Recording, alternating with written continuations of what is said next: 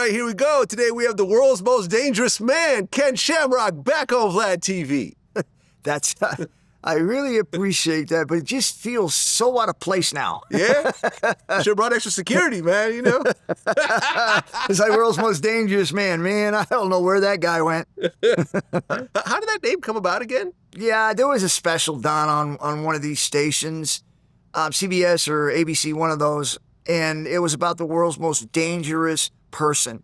And I remember there was a lot of different people that were involved in it, and somehow or another, they came to my house and did a thing on it and voted me the world's most dangerous man. And that's when I was actually fighting back in the UFC, when it truly was dangerous, where there were no rules and no time limit and anything goes.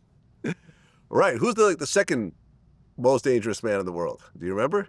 I don't, because I don't remember where Tyson was at that time. If he had made his ascension yet, but I know that he was definitely making a move somewhere around then. But it was definitely something for me when they did it. It was because of how the UFC was viewed at that time. It wasn't something that I was jumping up and down for. It's like, oh yeah, as I was thinking, this has got to be bad, right?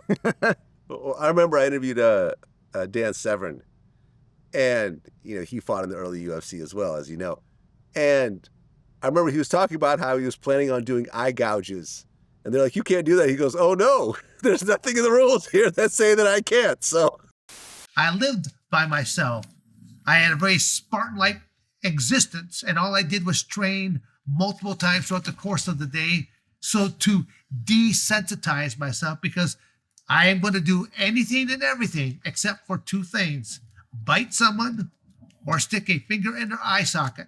And there was times when I would be out there just rolling around with a person, and I'd reach up and I would just clasp an ear and then release. They go, and I go, dude, what are you doing by grabbing my ear? I go, I'm just getting used to grabbing it and knowing that it's there. But come match time, I'm going to tear it off. And like, what? You can't do that. I go, au contraire. There's only two things I cannot do: bite you or stick a finger in my eye socket. I go, and even if I don't rip it all the way off, at what point do you think that you'll be starting to tap and or scream as I get it halfway off?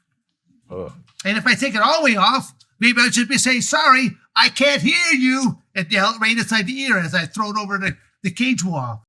Well, there was no eye gouging and no biting, but what he meant by that was that it didn't disqualify you. You could literally bite somebody, eye gouge him, get fined while the fight's going on. Right, keep going. And literally injure the guy, and he can't continue when you win.